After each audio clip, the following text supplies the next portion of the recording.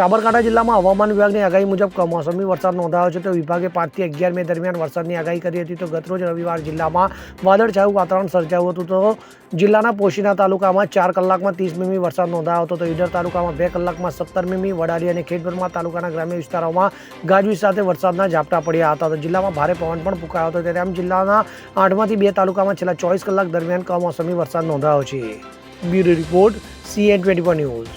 હવે જુઓ દેશ દુનિયાની તમામ ખબરો તમારી આંગળીના ટેરવે. ઉઠાવો મોબાઈલ અને Google Play Store પરથી ડાઉનલોડ કરો અમારી CN24 ન્યૂઝ મોબાઈલ એપ.